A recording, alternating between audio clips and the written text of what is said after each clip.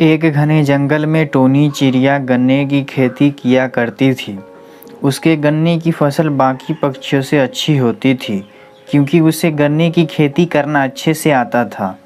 इसी कारण उससे कालू कौवा बहुत चिढ़ता था। इस बार भी मेरी फसल टोनी चिड़िया से अच्छी नहीं है। अब तो कुछ न कुछ करना पड़ेगा। जो कुछ करना है वो मैं आज रात को ही करूँगा।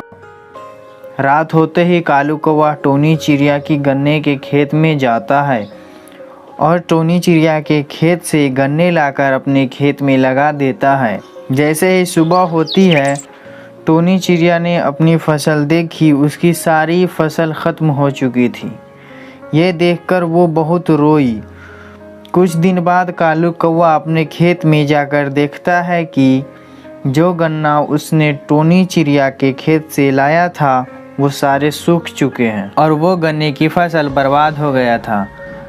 तब तक आप लोग कमेंट में बताएं कि 12 × 12 बराबर कितना होता है। अरे ये सारे गन्ने तो सूख गए। चलो अच्छा हुआ जो इसमें मेरा कोई नुकसान नहीं हुआ। ये सारे गन्ने तो टोनी चिड़िया के थे। मेरे सारे गन्ने तो सही सलामत है। टोनी चिड़िया पास में ही खड़ी सब सुन रही थी। उसे ये सब सुनकर बहुत बुरा लगता है। उसे पता चल गया था कि उसकी सारी गन्ने की फसल कालू कौवे ने ही बर्बाद की है। तुमने ये अच्छा नहीं किया कालू, मेरे सारे गन्ने की फसल बर्बाद करके। लेकिन मैं हार नहीं मानूंगी। अब मैं गन्ने में मशीन लगाऊंगी और जूस बेचकर पैसा कमाऊंगी। लेकिन अब मैं गन्ने कहाँ से लाऊं? कालू सब सुन रहा होता है और टोनी चिड़िया से कहता है, तुम मेरे होते हुए फिक्र क्यों कर रही हो? तुम मुझसे गन्ने खरीदो और जूस का मशीन लगाओ, लेकिन तुम्हें लाभ का आधा पैसा मुझे भी देना होगा।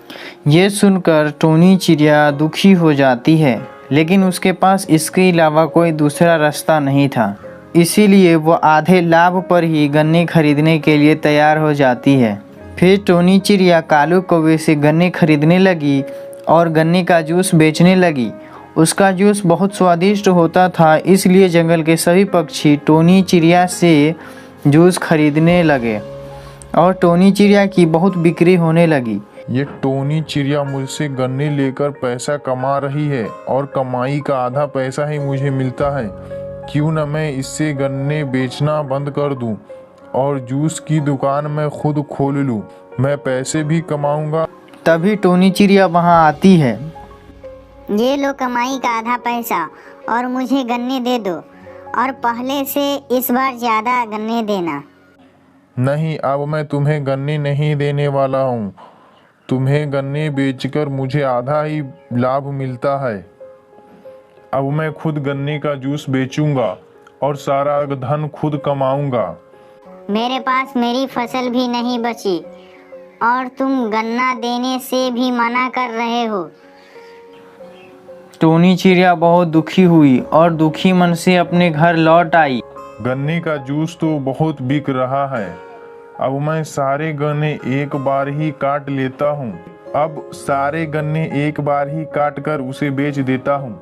ये कहकर कालू कौवा खेत से सारे गन्ने एक ही बार में काट देता है और गन्ने के जूस की मशीन लगाता है। तभी एक चिड़िया वहाँ गन्ने की जूस पीने आती है। यहाँ तो टोनी चिड़िया जूस बेचती थी, वो कहाँ चली गई? मैं तो उसी से जूस पीने आती थी। टोनी चिड़िया को भूल जाओ। अब यहाँ मैं ही जूस बेचा करूँगा। तुम्हें लेना है तो बताओ, नहीं तो जाओ यहाँ से। टोनी चिड़िया का गाना मत गाओ।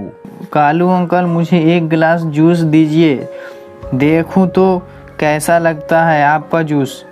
जैसे ही बुलबुल जूस पीती है, वो कहती है, आथू, ये कैसा जूस है? ये तो कड़वा है। आप टोनी चिड़िया जैसा जूस नहीं बना सकते। अब मैं कभी यहाँ जूस पीने नहीं आऊँगी। मैंने अपनी सारी फसल काट कर रख दी है, लेकिन कोई जूस नहीं खरीद रहा। अगर किसी ने भी जूस नहीं खरीदा तो मेरे सारे गन्ने सूख जाएंगे। इस तरह कालू कौवे का गन्ने का जूस किसी को भी पसंद नहीं आया। ऐसे ही कोई भी उसके दुकान पर जूस पीने नहीं जा रहा था। कालू कौवा बहुत परेशान हो चुका था। वह टोनी चिड़िया के पास मदद मांगने के लिए जाता है। टोनी चिड़िया, मुझे माफ़ कर दो। मैंने तुम्हें गन्ने देने से मना कर दिया था। मैं खुद से जूस बेचना चाहा लेकिन उसे कोई भी नहीं ले रहा। अब तुम मेरे गन्ने का जूस बनाकर बेच सकती हो। मैं तुम्हें आधा लाभ भी नहीं लूँगा। तुम परेशान मत हो, मैं तुम्हारे साथ चलती हूँ। इस तरह टोनी चिड़िया को कालू कौवे पर दया आ गई और वो फिर से गन्ने का जूस बनाने लगी और पक्षी खुशी खुशी टोनी चिड़िया के गन्ने का जूस पीने के लिए आने लगे।